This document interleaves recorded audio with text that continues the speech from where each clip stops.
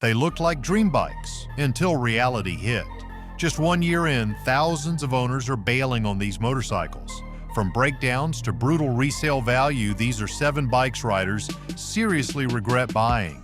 If you're thinking of getting one, watch this first. Number 7. Kawasaki Eliminator. This bike is marketed as a sleek, affordable cruiser for riders who want a stylish entry point into the motorcycle world. At first glance, it checks all the right boxes: modern styling, a manageable size, and a price tag that hovers around $7,000.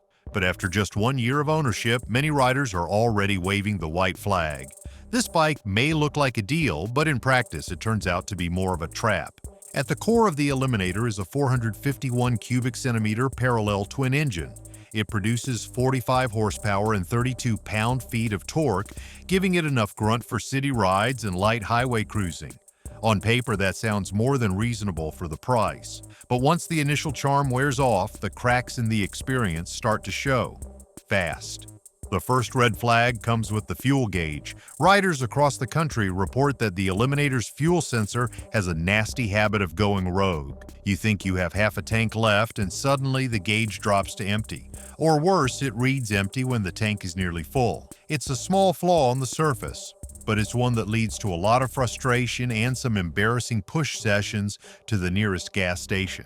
Then there's the stock tire setup. Kawasaki equips the Eliminator with IRC tires that riders have repeatedly described as unstable and slippery, especially on wet or uneven roads. When your tires are the only thing connecting you to the pavement, you expect them to inspire confidence. Instead, these feel like a compromise that didn't pay off. Riders often upgrade them within the first few months, spending hundreds just to feel safe. And while we're on the subject of money, resale value is where the Eliminator really lets owners down. After just 12 months, many find that their bikes have lost nearly half of their original value.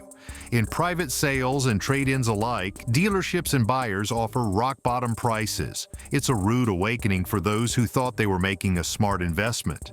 Add that to the cost of early maintenance, fuel gauge repairs, and tire replacements, and the Eliminator quickly stops looking like a bargain.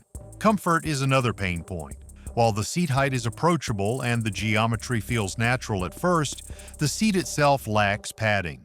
Long rides become a chore, especially for heavier riders. Combine that with a rear suspension that transmits every bump, and you're left with a ride that feels cheap, not just in price but in construction. Even basic maintenance isn't as straightforward as you'd hope. Owners have complained about tight engine compartments and awkward bolt placements that make DIY service unnecessarily frustrating. For an entry-level bike, that's a big downside, especially when its target buyers are often new to riding or want something low maintenance.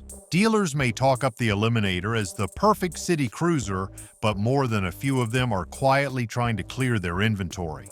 If you're in the market for your first cruiser, think twice before signing the papers. But if you thought that cruiser was disappointing, wait until you see the American icon that's breaking hearts and wallets. Number 6. Harley Davidson Sportster S. At first glance, the Sportster S looks like everything a modern cruiser should be: low-slung, aggressive, and tech-forward. With its bold silhouette, muscular stance, and stripped-down appeal, it feels like Harley-Davidson's rebellious comeback for a younger generation. But for many owners, that excitement fades fast, long before they even roll over the 1-year mark.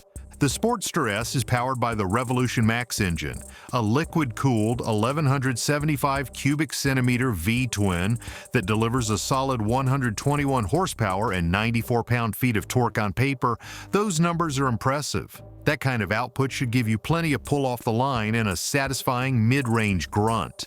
But the moment riders hit the road, many realize the performance doesn't compensate for the rest of the experience.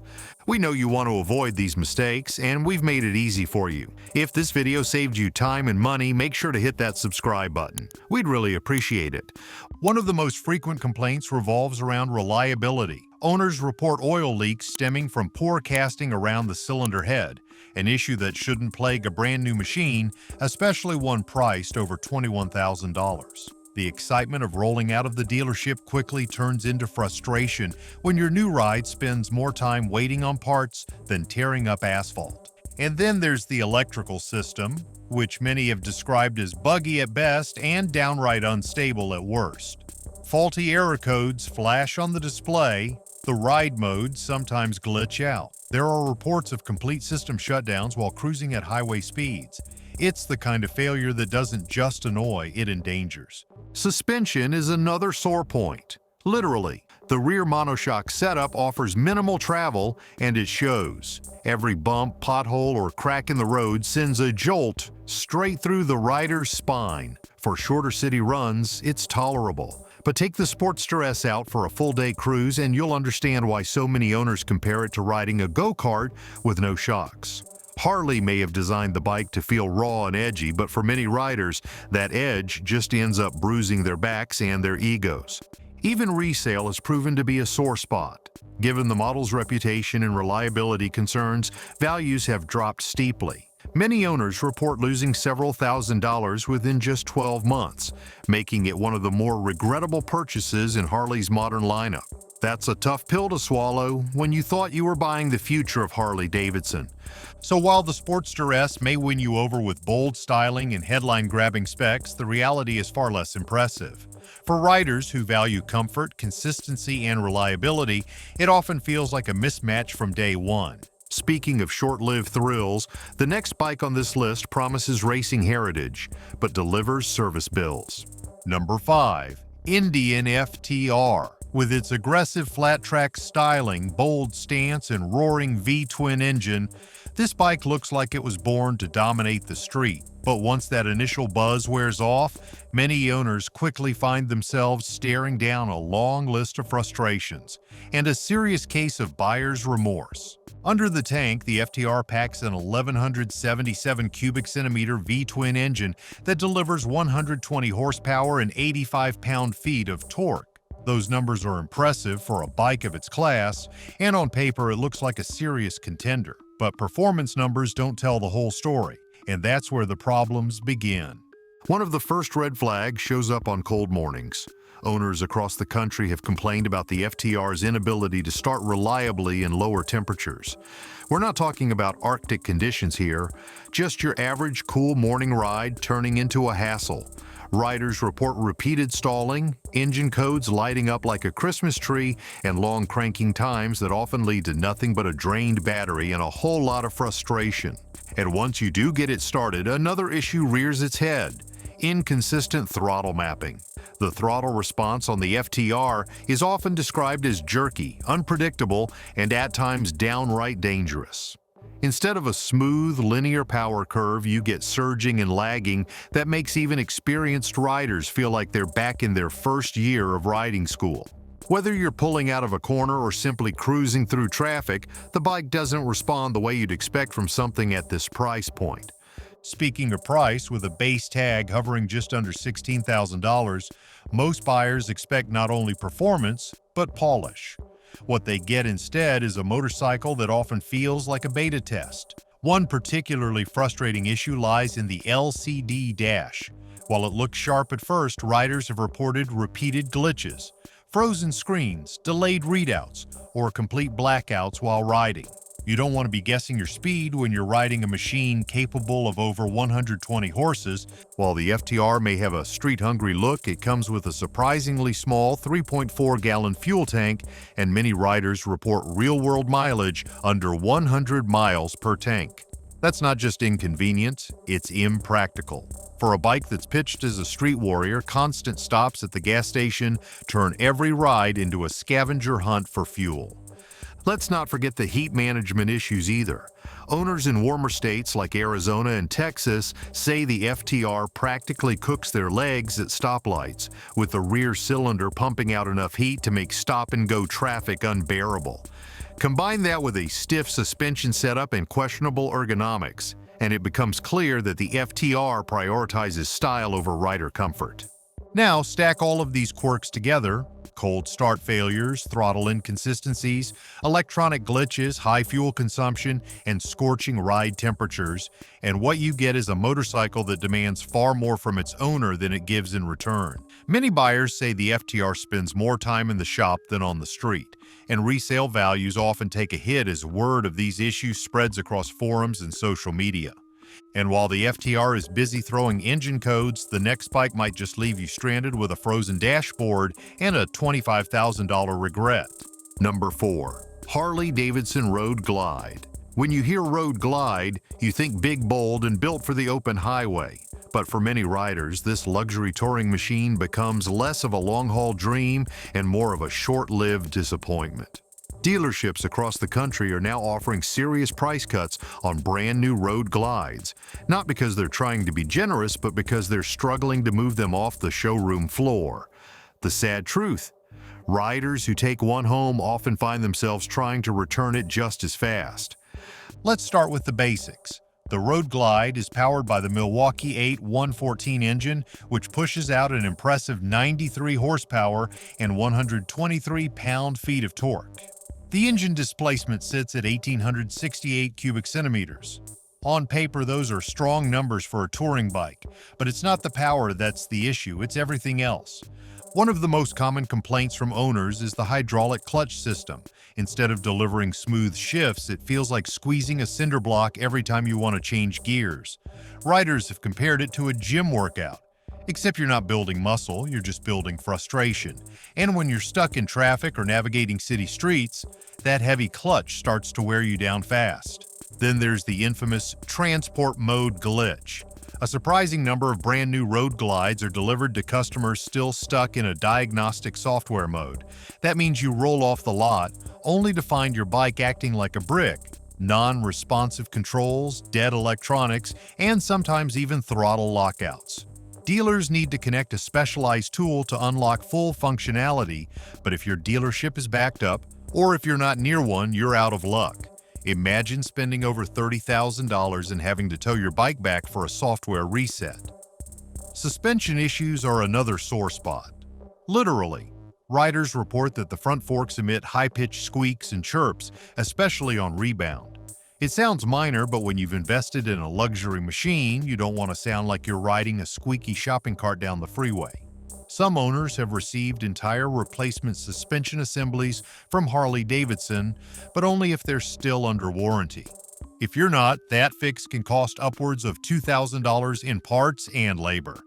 And that's just the mechanical side. The biggest gut punch for many owners comes when they look at the resale value. The Road Glide loses value faster than most bikes in Harley's lineup. In fact, within the first year, it's not uncommon to see depreciation in the $5,000 to $8,000 range. Why? Because Harley keeps updating the line every year. New features, new paint schemes, new tech, which instantly makes last year's model feel outdated. Suddenly, the bike that once turned heads now struggles to turn a profit. This pattern has led to a growing number of Road Glides sitting in dealerships with steep markdowns. And while those price cuts might be tempting, they're a red flag. Dealers are trying to unload these machines fast before the next model year hits and makes them even harder to sell.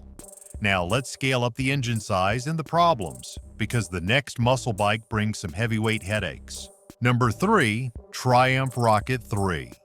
With its hulking stance, long tank, and intimidating triple exhaust, it looks like a machine built for war. But for many owners, that war ends up being fought not on the road, but in their garage. This motorcycle boasts the largest production engine in the world, and while that may sound impressive, owning one has proven to be a frustrating and costly experience for more than a few riders who walked into the dealership expecting thrill and walked out with regret. Let's talk numbers first.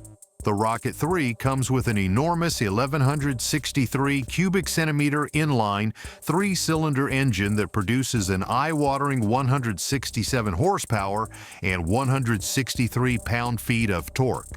Yes, it pulls like a freight train. But all that power comes with one major downside. This bike is a beast to live with. It weighs nearly 888 pounds wet, and the balance can be deceiving, especially at low speeds.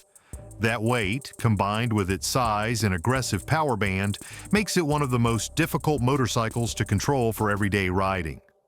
Many riders initially fall in love with the idea of the Rocket 3, but ownership often paints a very different picture. One of the most common complaints centers around transmission issues. Several owners have reported clunky shifts, false neutrals, and in some cases, total gearbox failure within the first year of ownership. While Triumph has acknowledged some of these issues and offers update kits, the so-called fix often requires full engine teardown, something that can take weeks and sometimes even months if your dealership is backed up or too far away.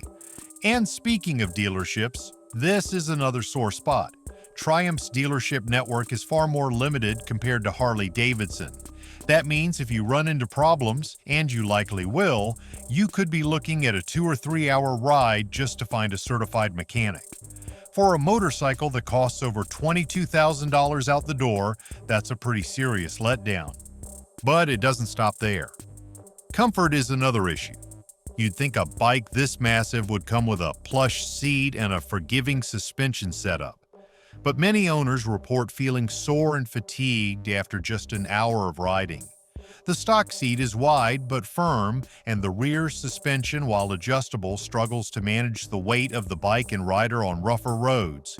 Add in engine heat that roasts your inner thighs during summer rides, and you start to wonder who this bike was really designed for. And then there's the maintenance. Owners have noted that keeping the Rocket 3 running smoothly is not just time-consuming, it's expensive. Simple services can cost hundreds, and the moment something major goes wrong, labor costs skyrocket. Electrical gremlins, quick shifter failures, and dashboard software bugs are all part of the experience for unlucky owners. And when it comes time to sell, that resale value tanks fast. Depreciation hits hard, especially after the first 12 months, leaving riders thousands of dollars in the hole. And if you think the Rocket 3 is a painful investment, wait until you sit on the next bike in this list, because that one doesn't just hurt your wallet, it hurts your spine. Number 2. Indian Scout Bobber. For older riders who grew up idolizing stripped-down street bikes with attitude, it's easy to see the appeal. The fenders are chopped, the handlebars are pushed low, and that fat rear tire gives it the kind of stance that commands attention in any parking lot. But as so many owners have found out the hard way, this bike's bark is a lot louder than its bite. Underneath that stylish exterior lies a ride that most would rather forget. Let's start with the basics. The Scout Bobber is powered by a liquid-cooled V-twin engine, delivering around 100 horsepower and 72 pound-feet of torque. That's plenty of grunt for straight-line cruising and short city bursts. The engine displaces 1,133 cubic centimeters, so on paper, you're getting performance that matches its aggressive looks. But once the wheels hit the road, especially the uneven ones, everything changes. The number one complaint by far? That's suspension. The rear travel is just 2 inches. That's not a typo. 2 inches. You hit a bump at speed and it doesn't feel like a motorcycle anymore. It feels like falling downstairs. On longer rides, it becomes downright punishing. Riders over the age of 40 quickly report back pain, numbness, and in some cases, straight-up skipping rides altogether. You can swap the rear shocks, of course, but by then you're throwing more cash at a bike you're already second-guessing. And the seat? Let's just say calling it a seat is generous. It's more like a leather-wrapped excuse for a seat pan. Thin, flat, and uncomfortable after just 30 minutes of saddle time. On a short ride to the diner, it's tolerable. But ride longer than an hour and your tailbone will be begging for mercy. Some riders say they've gotten used to it, but more often than not, they just end up replacing it altogether. Again, more money, more disappointment. But it doesn't stop there. The Scout Bobber's ergonomics are built more for style than comfort. The forward controls and low handlebars combine to form a cramped, awkward riding position for taller riders. Long legs, broad shoulders, good luck. You'll either be hunched forward or constantly shifting to find a position that doesn't feel like you're riding a folding chair. Now let's talk about range. The Scout Bobber has a relatively small tank, around 3.3 gallons, which combined with the engine's thirst means you're stopping for gas far more often than you'd like. You're looking at about 120 to 130 miles per tank under normal riding conditions. For a cruiser meant to cover ground, that gets old fast. And once again, it's a reminder that this bike was designed for style first, practicality second, or maybe third. Depreciation is another nail in the coffin. Owners report that resale value drops steeply within the first year, especially once they factor in added parts or upgrades meant to fix the bike's shortcomings. Dealerships don't give great trade-in value for bobbers, and private buyers often come in low, aware of the bike's reputation for comfort issues. Ultimately, the Scout Bobber is a textbook case of form over function. It looks like a tough American street machine, but rides like a punishment bench. And for older riders looking for more than short bursts of bar hopping, it's a frustrating and expensive lesson. But even if your back survives the Scout Bobber, your bank account won't survive our final entry. Number 1. Indian Chief. It looks like a dream, sounds like a beast, and rolls into the showroom like it owns the place. But for a lot of owners, the Indian Chief becomes the fastest regret they ever signed a check for. With its brooding stance, deep-throated exhaust, and heavy branding, the Chief promises old-school power with new-school refinement. But just 1 year in, many riders are bailing, and for good reason. Let's start with the performance figures that should make any cruiser lover smile. The Chief comes with a powerful 1163 cubic centimeter V twin engine. It produces 120 horsepower and delivers 126 pound-feet of torque. On paper, it sounds like everything you'd want in a big American cruiser. But that's where the fun ends and the frustration begins.